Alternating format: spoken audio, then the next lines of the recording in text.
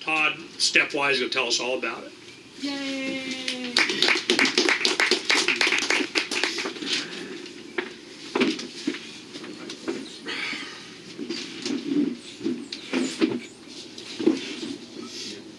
So good morning. Morning. So who am I? Some of you know me, some of you don't know me.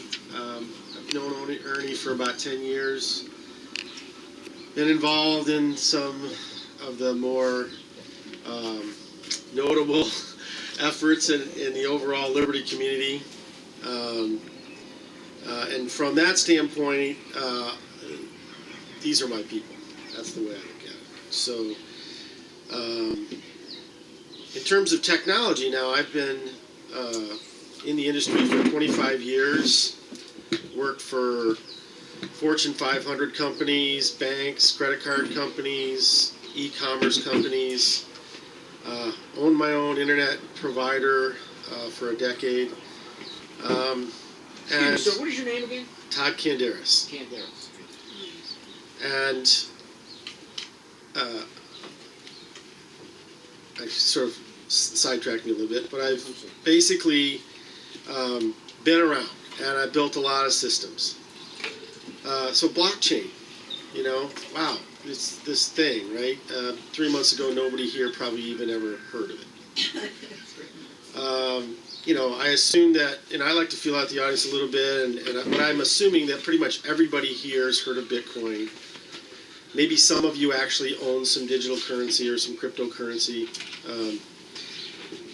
But it's still a very nebulous topic, and so that's what I hope that this talk will bring about. But to refer back to Ernie's discussion of what Stepwise does is we are blockchain developers, and we're really dyed in the wool because we've been around long enough. We've probably got 100 years of combined experience on the team at the principal level. And then multiple developers, and we have a stable of developers who actually have real experience in the industry doing blockchain technology coding. And of course, we're all familiar with it because of the Liberty community, at least at our principal level, because we know it. We've been following it. We've been mining it. We've been writing applications. We've been doing this stuff since 2010. So the reality is that there isn't a big community of developers who know anything about this. But in the end, it's really just software. So our combined knowledge of the whys and the hows culminate in an organization that has the ability to deliver on whatever we call them use cases, but ultimately what you want to build. What do you want to do? Tell me what you want to do. We can do it. We will build it.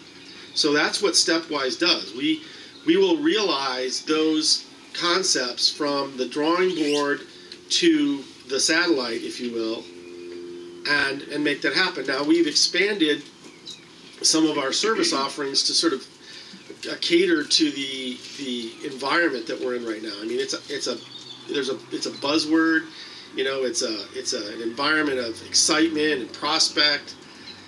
So we've also decided that we're going to offer, because it just is logic to us, the ability to bring an ICO online. And so we're going to offer that as a service, and we're walking people through those steps. Now, there's a great deal of money to be made there, and so, an ICO. An ICO is an initial coin offering, and it's very analogous to an IPO, which would be an initial product offering, initial stock offering. Public offering. Public offering, sorry. So basically, it's the same idea, but it's a cryptocurrency. So with that in mind, we've come to realize that we have gained some notoriety, and we have had enough exposure that people are knocking on our door pretty regularly. I spend a lot of time in meetings, and people are bringing, hey, I got this idea, I got this dream, I want to do this stuff, and some of them are great ideas, and some of them are okay ideas, and some of them are just horrible ideas. But ultimately, we're there to help realize the good ones. We want to help them realize the first steps, which may be to roll out an ICO, get them some initial seed capital, or maybe to introduce them to venture capitalists or investors that might want to support that particular idea. So we're helping, one-stop shopping, if you will, get people from concept to product, and that's really what Stepwise does. So we're open to all kinds of ideas. Obviously, we don't want people coming in and telling us that they want to put, chicken eggs into an ICO, but maybe that's a real thing if you come at it from the right angle. It just depends. So that's where we are. We're available. Come talk to us. But now I'm going to talk about just some generalizations in the industry and some ideas about maybe topics that you haven't thought of with regard to how we got here. How did we get from the banks being centralized, controlled, and having their hands in everything that we do, to a place where there is as much opportunity as you have imagination. I mean, this is a philosophical battle that we're in. And the interesting part is that we have the tools to exercise this philosophical battle, to win in this battle, if you will, because the technology itself is antithetical to our opposition. They are all about being centralized. They are all about having control, putting those regulations in place. And there'll be arguments that, maybe there's some good regulations, and okay, maybe there is, I don't know. That's not my specialty. But what I am saying is that it's a thought battle.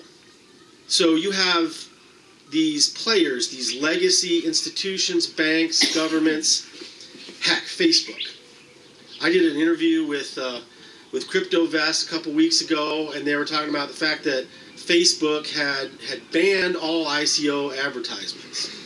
And I only had to laugh because it's ridiculous. They wield a certain amount of influence in their ability to put things in front of people, but the reality is that why should we care what Facebook does? I mean, their mentality is we control this social network. It's centralized, and that is the problem. Their focus is on the paradigm of centralization, which is antithetical to the idea of decentralization and distributed systems. And so every time they go to make a move, their first knee-jerk reaction is centralize it. So they can't get past that concept.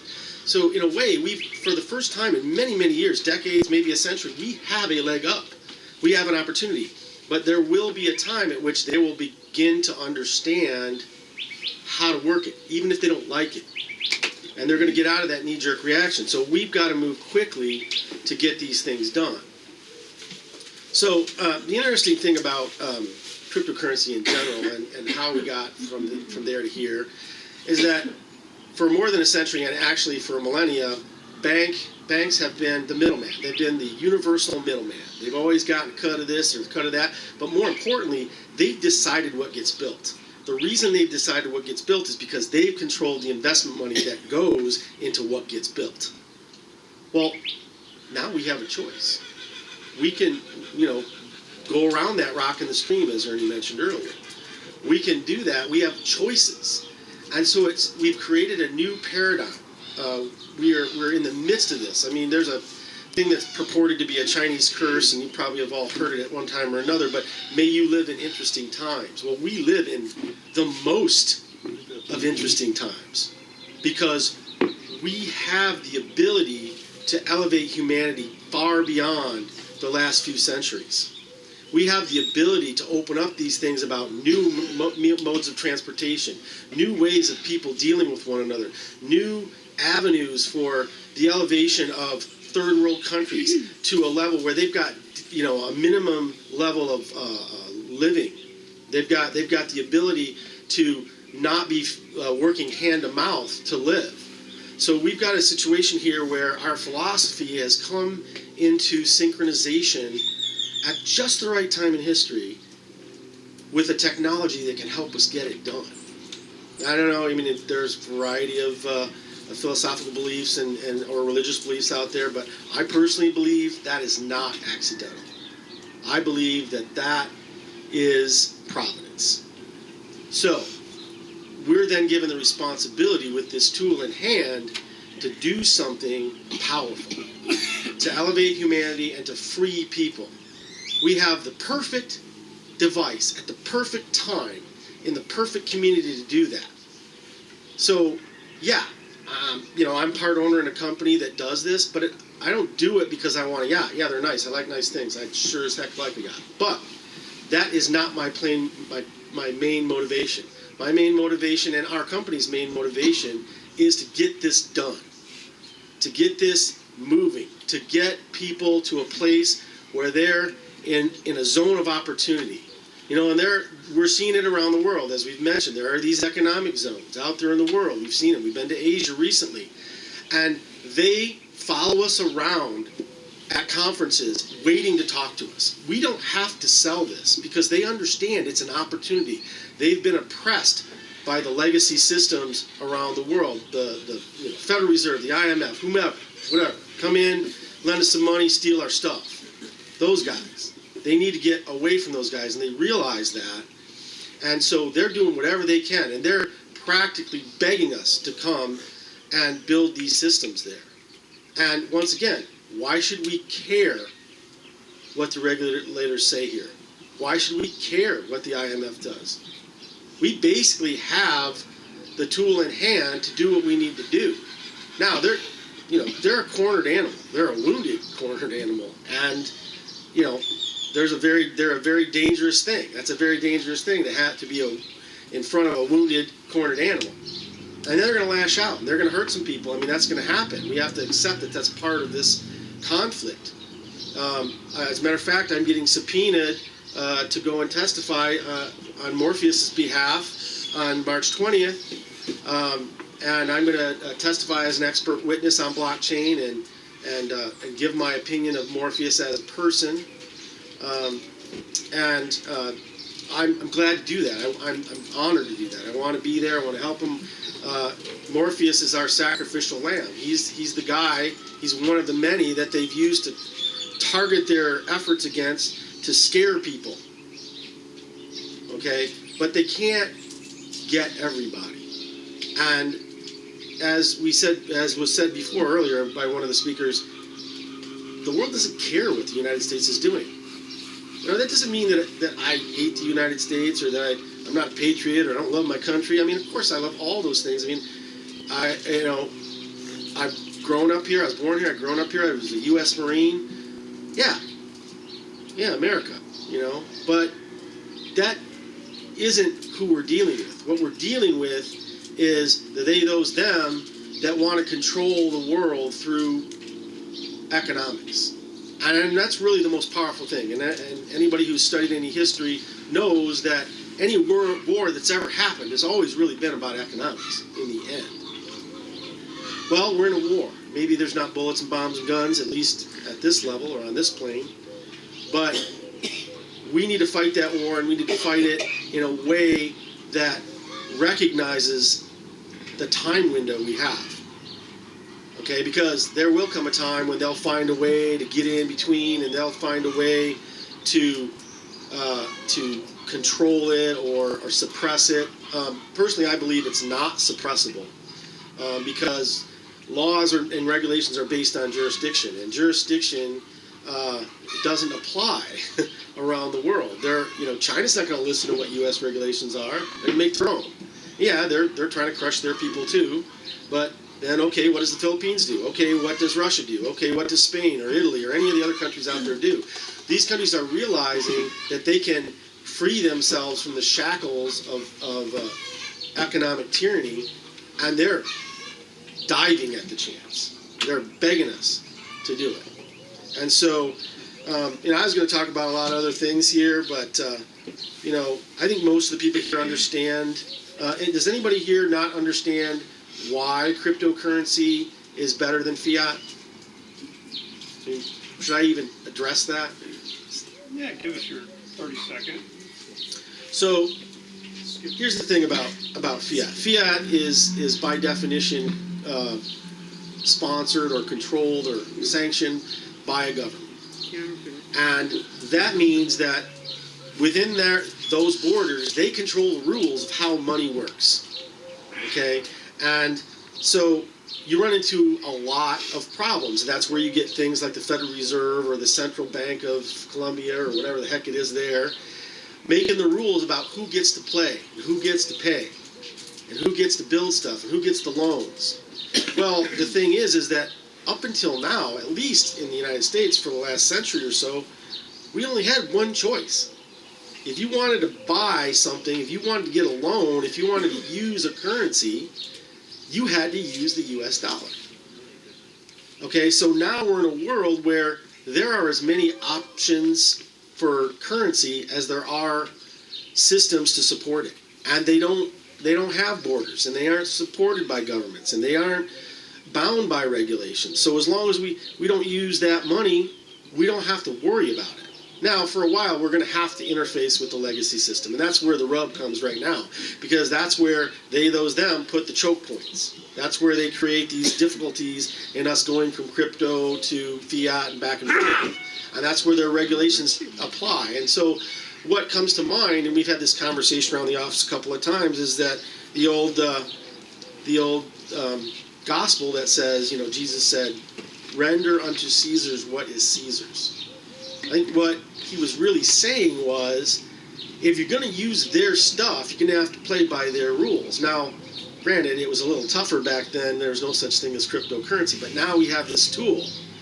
So if we have the ability to transmit economic value in a way that doesn't use Caesar's currency, we don't have to listen to Caesar's rules.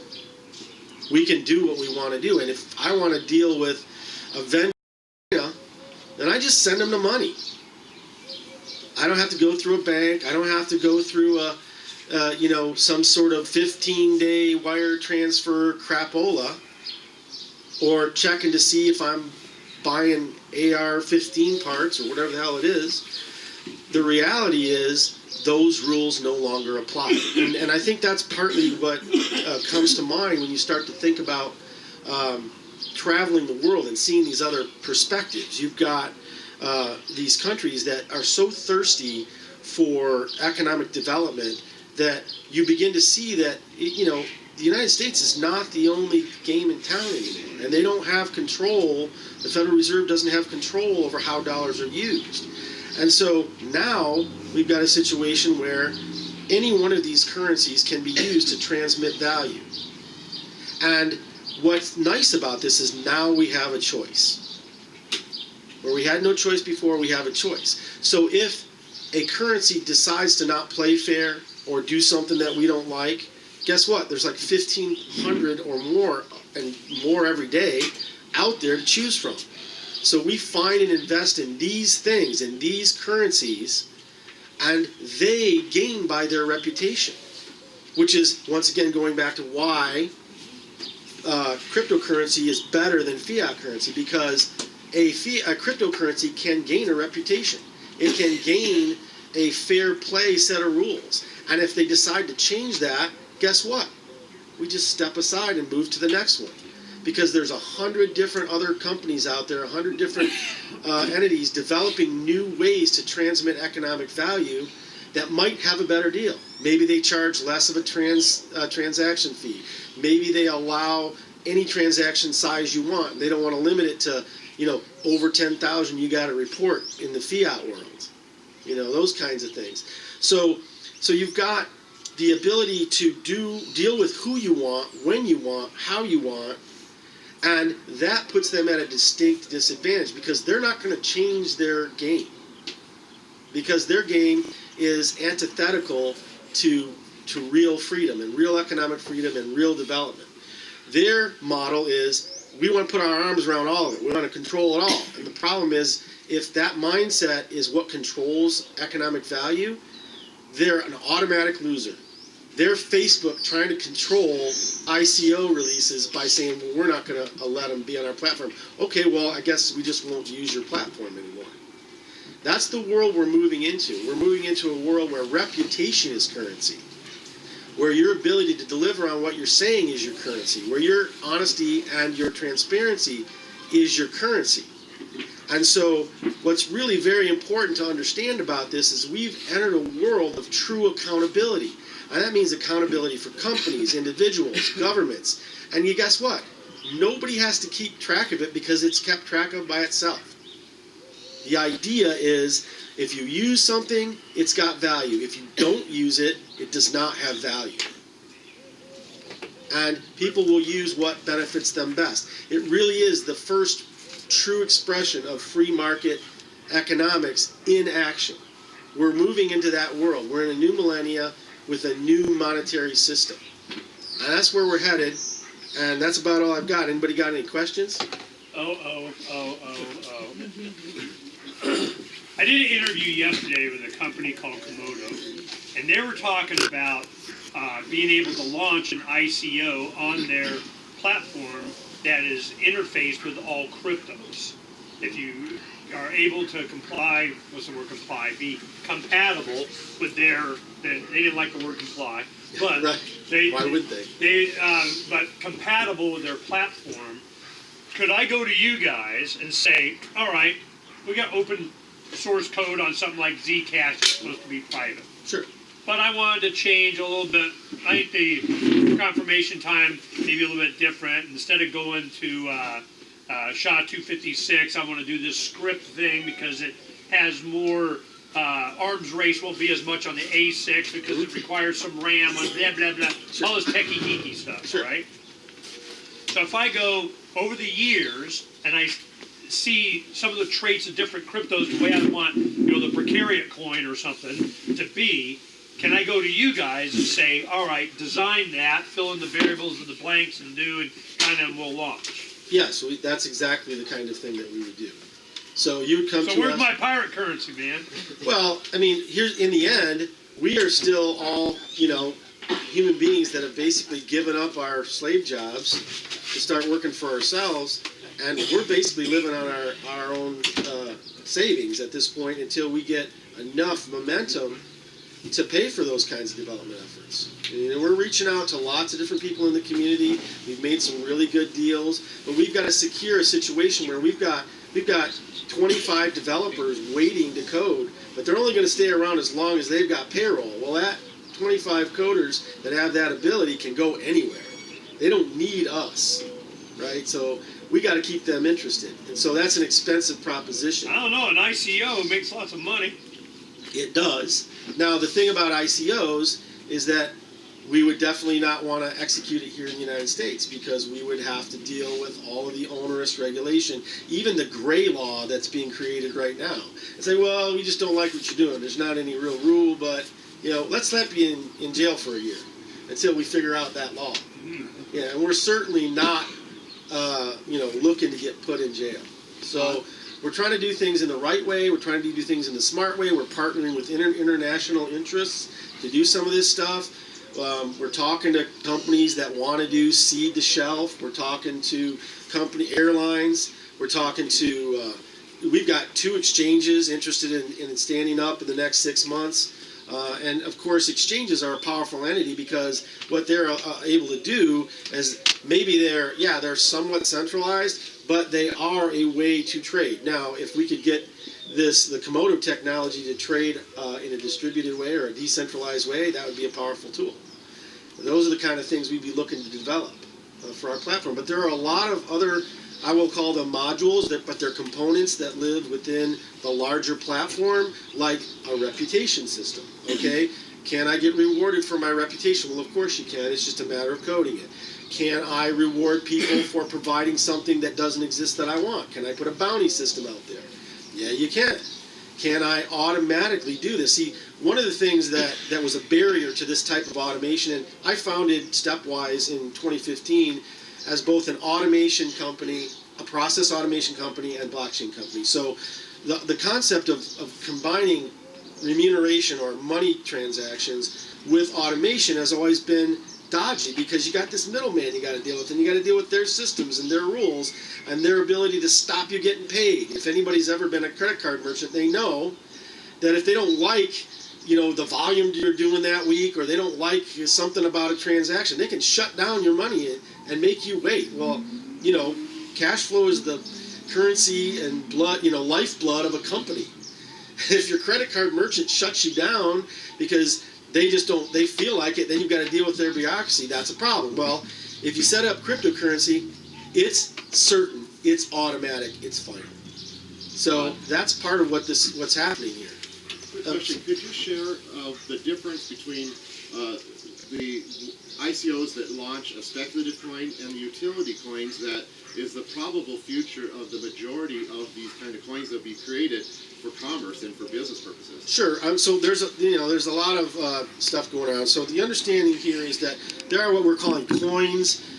More properly, they're referred to as node networks of a particular type of coin, right? So not a token. I'm going to address that just separately. So the idea is you've got some of you may know about Nexus, but you certainly know about Bitcoin.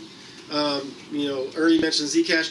Those have their own networks that basically keep the ledger, that keeps track of who's got what, who paid who, right? And so those are independent. But you've got the concept of tokens, which most people, when they're talking about tokens, are talking about ERC20. They're a derivative of Ethereum. In essence, they are Ethereum with something extra. And that's the ability to live and operate on the Ethereum network. And but you pay for them to create them in Ethereum, and any wallet that is compatible with Ethereum and an ERC20 token can use these tokens. So that's sort of some built-in compatibility. And so maybe that addresses some of the compatibility there. There are other ways to create compatibility, but that is, I would bore you to death with getting into that. That's deep, deep code. But the difference between those and things like tokens are that tokens are riders on another system, and they're just different versions of the coin. And so they're created for a couple of different reasons. A lot of the ICOs that have come out have done nothing but create an idea and release an ERC20 token, which doesn't have any other support than the fact that it's sitting on the Ethereum network. And they're counting on people's exuberance and excitement about whatever that idea is to go and buy those tokens. And they do that, and now they've got operating funds. The problem is that those are saying, we're coming down on people who are creating ICOs without any substantive ability to deliver, and who are making promises of future gains, and who are allowing qualified investors. Your grandma can go and buy any number of these tokens that she wants, right? Accredited, thank you, that's the word I was looking for. And so, this is a replay of the turn of the century in the 1800s of the railroad stock craze. So what you had was, you've got people, the railroad's going to be great. And so anybody could start up a railroad company and go sell some paper and make a lot of money. And then they turned out that they just sold a piece of paper. And ultimately, that's what the regulators say that they're trying to prevent. We don't want, your grandma to spend her life savings on some tokens that eventually become worthless, or that are worthless to begin with. So that's the idea. Now, the thing is that, once again, we're dealing in a world where reputation is everything. So, I'm sorry, you got a question there? Yes, sir. I think I heard about maybe a month or two ago on either NPR or KTAR that 2 or 3 huge brokerage houses were considering rolling out some kind of a mutual fund based in investing simply in cryptocurrencies, which falls right into Ernie's contention that anytime a really good idea comes up, then the government or the fat cats at the top try to co-opt it. Can you comment on that, please? Yeah, okay, so that I believe that's true. I agree with that statement. Basically, hey, if the money's flowing, they must be doing something illegal, right? So they'll make a regulation, or they'll make some way to get their cut. The thing about that is that, once again, these entities, they, those, them, only can think in terms of centralization. So their first reflex is, yeah, we'll just gather these all together so we can watch it and we can tax it and we can do everything we need to do to it. So, I mean, from my perspective, this is not investment advice, but I would definitely shy away from anything of that nature. I think what they're doing is they're playing on the comfort level of individuals who've had an IRA, who've had a 401k, and it's like, well, I did okay with that, so this is probably a good idea. But in the end, that's people actually refusing to take responsibility for their own investments and refusing to take responsibility for the security of their own wealth. Now, there's always a way. I mean, if you're willing to commit violence or crime, you can steal anything. Okay, there was a guy who got robbed, I guess, in Russia just recently. They held him to gunpoint and made him give him $1 million in Bitcoin or whatever the hell it was. But the idea is that we're all responsible for our own security and our own investments. And so from my perspective, it's like, well, okay, first of all, don't tell everybody how much you got. I come from a rural community where the farmers talk poor and nobody tells anybody what anybody's got. So that's a truism for life. But I think the reality is that we need to be brave. We're going into a brave new world. We need to reach out, realize that these guys are criminals, and they're going to do whatever they can do to funnel us and lock us down and try to get us to pass through their toll booth. And we're out there saying, well, why do we care about you? We don't need you. We don't want you. You're not invited to this party. And they're not invited to the party by their own thought process and their own paradigm, which is centralization. So anything that centralizes power should be scrutinized at the very least, somewhat mistrusted, and probably rejected. So the idea of having a decentralized monetary system with a variety of decentralized capabilities, and that is something I did want to talk about, was decentralized capabilities. So all of this boils down to data. I mean, in the end, what really boils down to is the world now is turned to an economy of data. Okay? We buy data, we sell data. Data tells us how much we've got. Data tells us how much we need to pay. So the idea that we have been working with, and we do still want to develop, but we need capital for that, is the idea of basically a toll booth for data. And that sounds kind of, I don't know if I like that, but until you combine the concept of owner-controlled credentials. So basically, what that philosophy says is, IBM doesn't own your data. The city of Glendale doesn't own your data. The state of Arizona doesn't own your data. You own your data. And so if we give you a mechanism that says, okay, I've got control, I've got a handle on my data, and I get to say who gets to use it and for what purpose. And as a matter of fact, if you're going to use it, you need to pay me. Well, wow, we just created a way for people to get paid for, I don't know, being included in an opt-in marketing program or whatever. And the beauty of that is now we have a way to instantaneously pay you, right? We can pay you for providing that information or allowing your information to be used in a certain way. But that also has a lot of other benefits too, because when combined with data stores which are encrypted, to which you have the keys, that are publicly available. So anybody can go download this data, right? You can't use it. It's garbage, right? Oh, but I got to go get your key. And when you give me your key, you give me it with a set of stipulations on which allow me to use it. How long do I get to use it? Are you validating who I am or what kind of an organization I am? Are you validating my geolocation? Are you giving me a window in which I can use this data and how many times I can access it? Okay, all of these things can be passed through those owner-controlled credentials. That's a trademark construct we created for our platform, and the idea is that there will be a myriad of these. We call them cooperative ancillary data stores, and they are databases that are around the world using the node system, just like cryptocurrency does. And that's a use of the blockchain. So what you've got then is you've got databases that are replicated around the world that are completely open and accessible by anybody, except they can't read the data until you give them permission. And then that is actually a franchise. So I could say, all right, yeah, I want to do a medical data CADS. All right, fine. And you go down and you buy this package from the data center that has our platform available. They plug it in. Maybe they lease it to you and you pay $100 a month and you make $500 a month on your data access. So it's a mechanism for you to use your owner-controlled data, right, or people's owner-controlled data as a way to create a toll booth, which makes the data utterly available, but pays those who provide the platform on which it exists. And that means, for instance, in a real-world use case, I got a doctor in Michigan, but I like to spend winter in Florida. Okay, fine. I got my information on the CAD system, and my doctor in Michigan has put my X-ray up there from my last exam. Then I go to Florida for the winter, and my doctor down there goes, "Hey, I need those X-rays that your doctor took up in Michigan." So the owner-controlled credentials gives that doctor permission to go access that information on the CADs. He has to be a doctor. He has to have the key. He has to have the timing, and he has to have the geolocation for accessing that data. Okay, boom. He does it. He decrypts it, and then the key expires, and then he doesn't have it anymore. And so this comes in from a paradigm shift of you own your data, not the companies or the governments or the entities that are out there.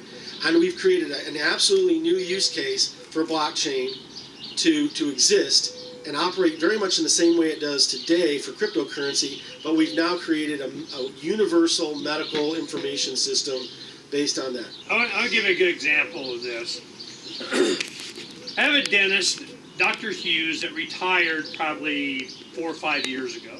And he was Dr. It Doesn't Hurt Dentist. He's my favorite. How much Novocaine does it take? Bam! Can you feel that? No. You're good, okay?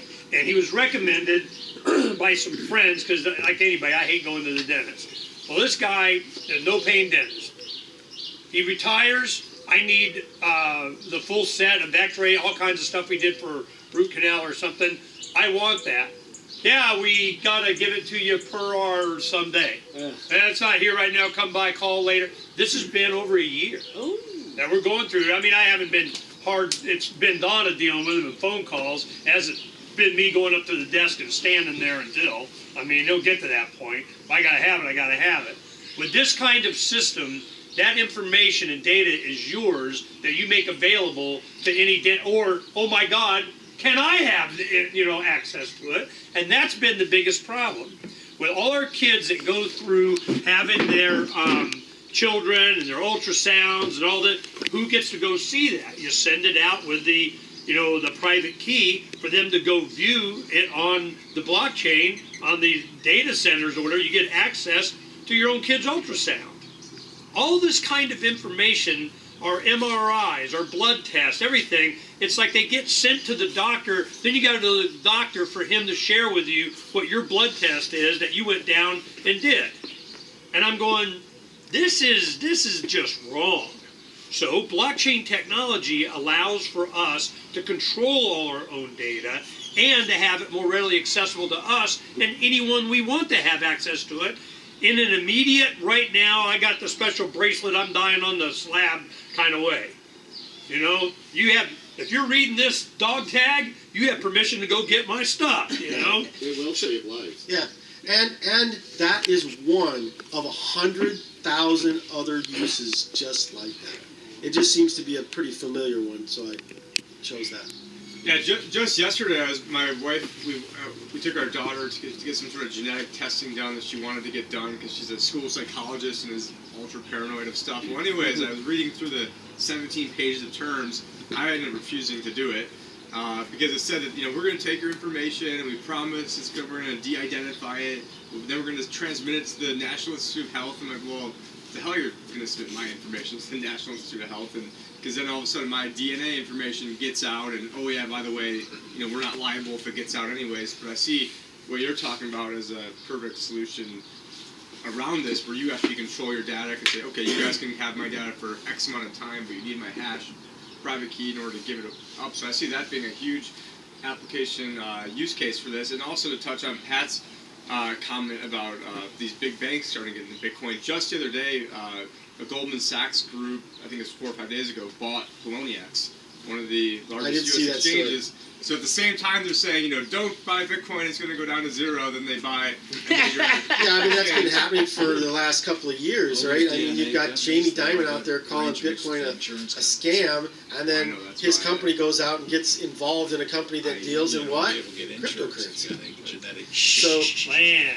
in the end, you've got these guys. We know that they'll stand up and they'll say, trust us. We'll take care of your money. Well, sure they will. Just like they'll take care of my girlfriend. I mean, the reality is that we know that they are criminals with suits and ties on, and they're going to say what they need to say, and they're going to legitimize what they need to legitimize, and they're going to persecute those who disagree with them.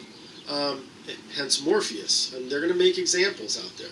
But the reality is that this is an unstoppable tidal wave. It is a tectonic shift. Okay, this is not a fad. This is not a bubble.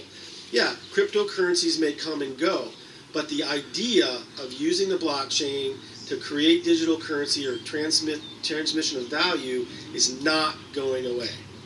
It's like saying that the cell phone was a fad and realizing that no, it is never ever going to go away. So that's where we are, and that's why. I mean, I saw this coming.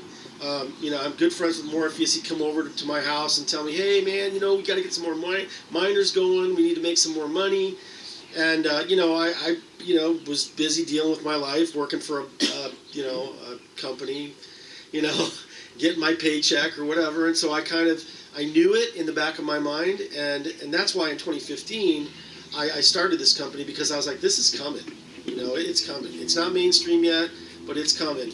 And about almost a year to the day after I walked into my CFO to the company that I work with, is a friend of mine, who incidentally is now our CFO. Told him, hey, dude, what's coming is this blockchain thing. You should really check it out. And he went, yeah, whatever. I got time. I don't have time for that stuff. I don't worry about it.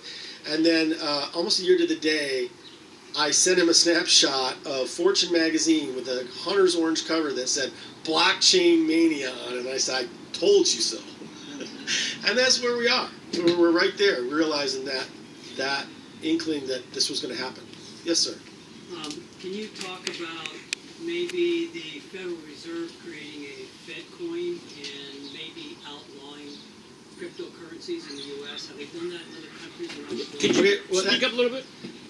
Okay. So the question was, can I address the Federal Reserve, issuing a Federal Reserve coin or a U.S. Reserve coin or whatever they want to call it, and outlawing cryptocurrency? Boy, that would be a Hiroshima type event, because that would put the U.S. at complete odds with the rest of the world. Now, it's not like we haven't done it before, but I'm not sure that we're prepared to take that kind of a hit, because, as I said, this whole thing is based on reputation.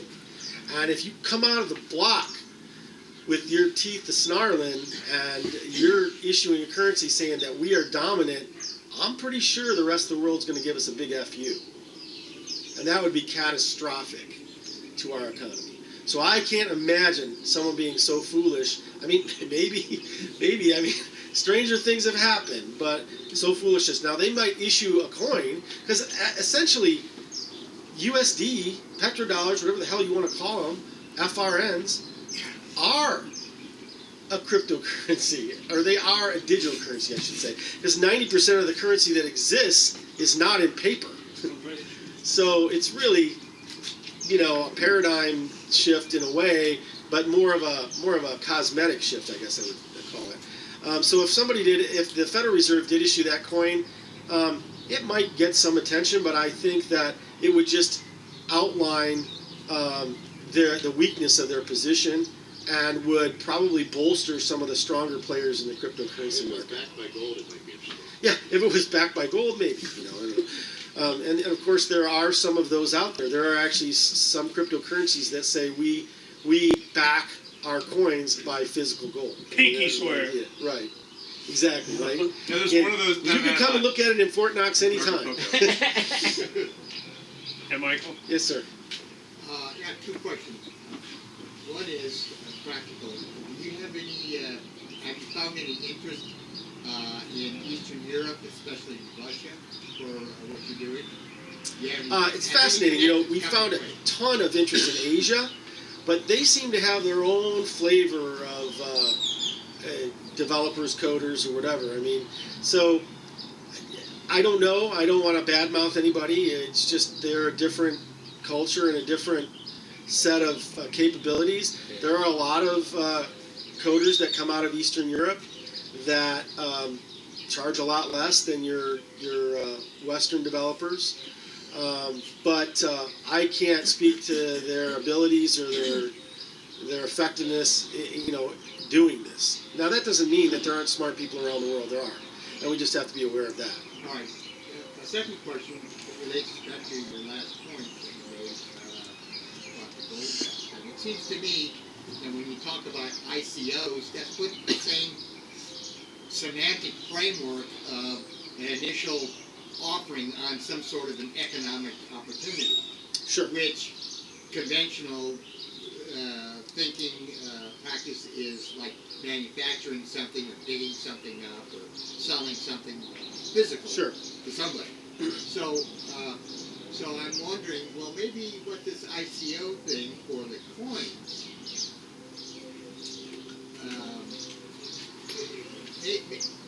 maybe that's better developed by actually saying, okay, we're going to put out a coin that allows people to buy and sell and speculate on the future value of a specific kind of a thing.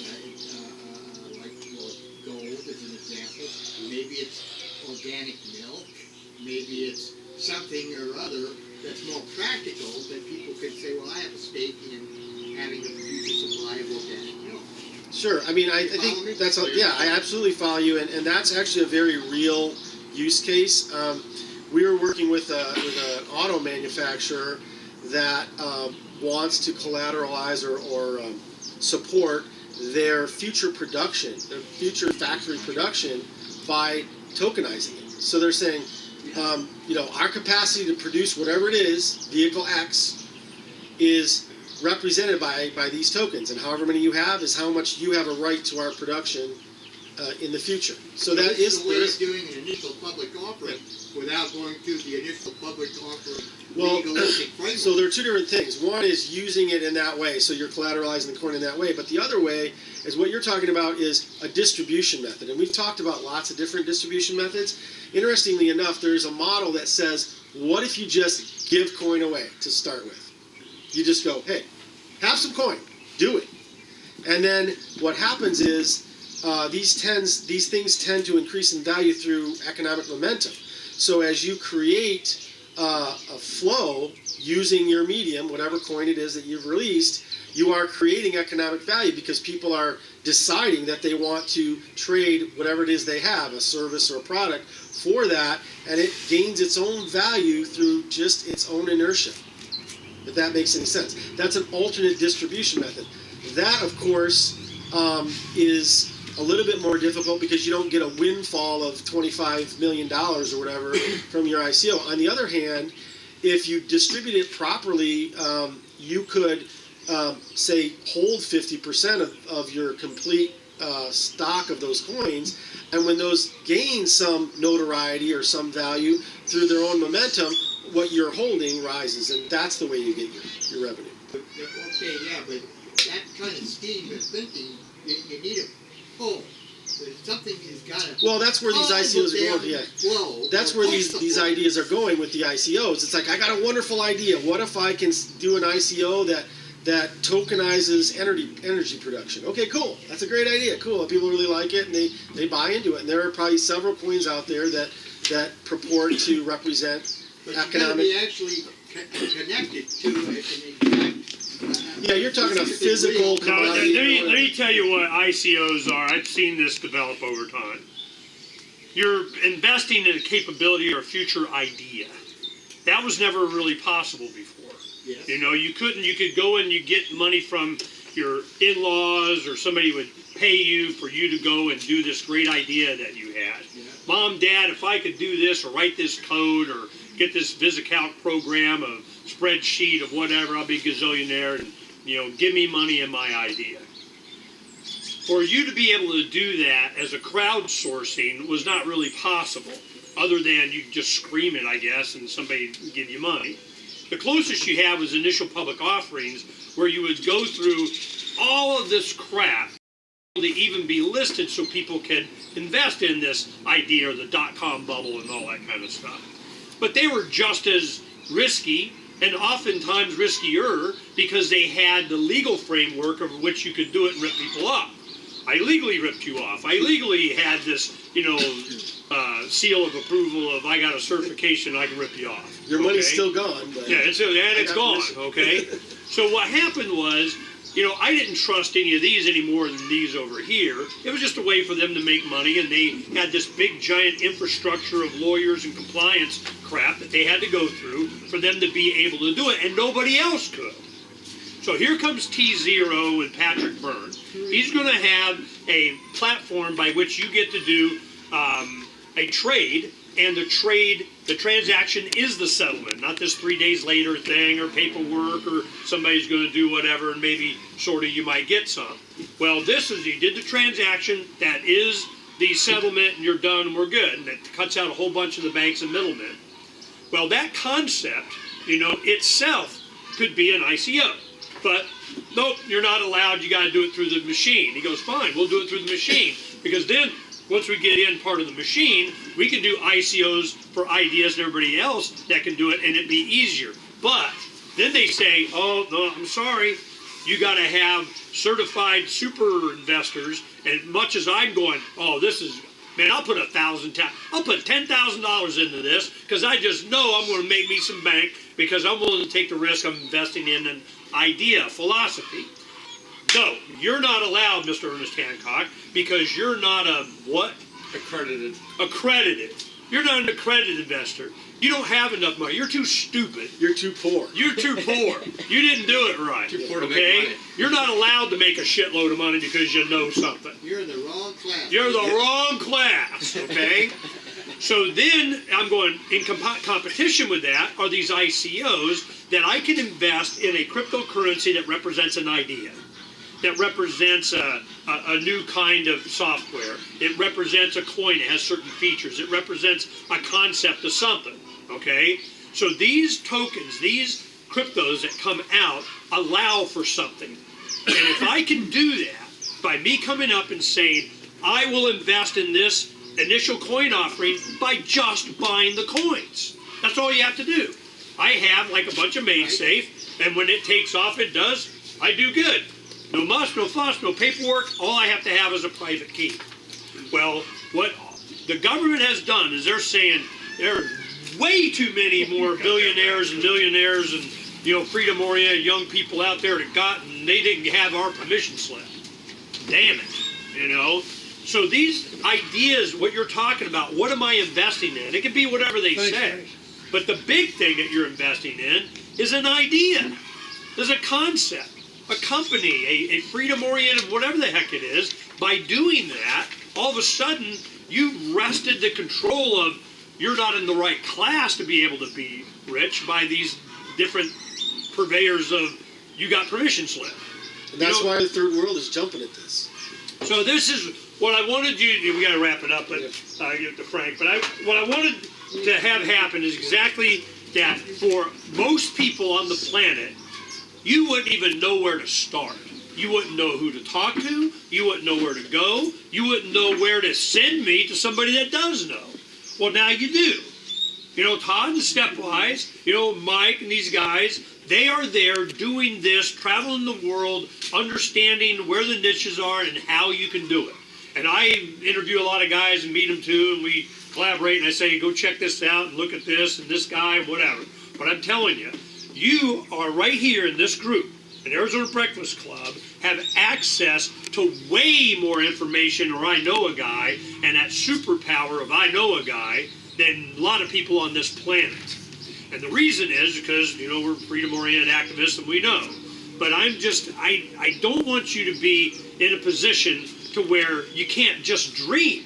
You come up with an idea and it can be implemented by these guys. That's all we're looking for. Or somebody else does and they tell you about it and you're interested.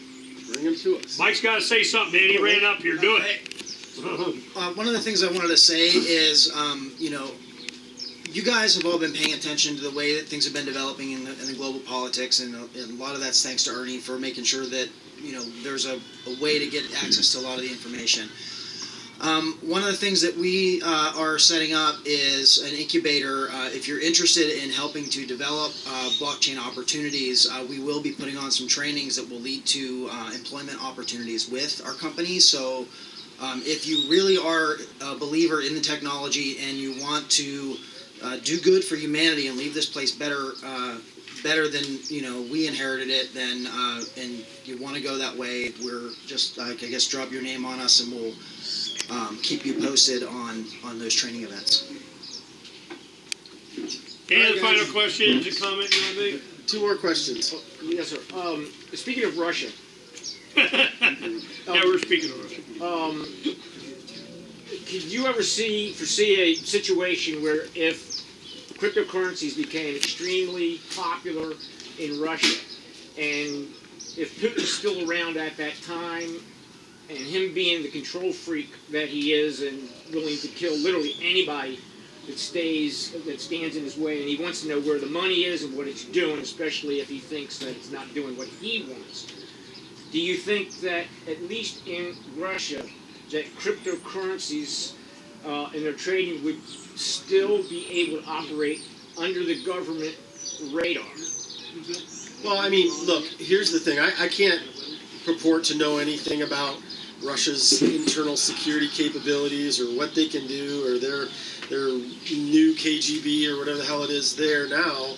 But the reality is that this is a huge game of whack-a-mole for governments around the world. Every time they turn around to try to quash some idea or some capability, that is going to spawn 5 more opportunities because their attention is somewhere else. This is not quashable. The Pandora box is open, cat's out of the bag, genie's out of the bottle. You are not putting her back in. Okay, so the reality is, yes, individuals could be hurt by government's knee-jerk reactions or them lashing out or trying to make examples. But in the end, humanity will win because you can't stop this. So, I mean, that's where I'm at with that. And I've said so in multiple publications. So, that's where I'm at. There was one more question. That microphone. Your name is Todd Kandaris. Todd. That's right. Todd. I'm Todd Kandaris. Yeah. Todd, he's Todd. What's your question? Got it. All right then. I'd like to make a presentation to your group Okay. at some point. Sure. Should I just call you? Just give us a call. We'll set an appointment. Yeah, absolutely.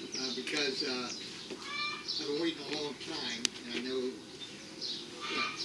Yeah, I'd like to make there's a a lot of ideas and stuff. I tell you, for me, I need pirate currency. And there's a lot of people that say, yeah, you can write your own, and we got the code, and you can, yeah, and then how does it get on the exchanges? How does it get traded? How do you fund something? I did mention that we are building 2 exchanges. I'm sorry, what? I said I did mention that we are building 2 exchanges, which means we have control of what gets on the exchange. Just saying. This is, well, I want to make sure quality something gets on there, and I got pirate money. Because screaming about it, is the only way I know to get movement on this stuff, and it's happening. But, well, Frank, go ahead and come on up and, and get us our goodies. Okay, thanks everybody. Thanks, Todd.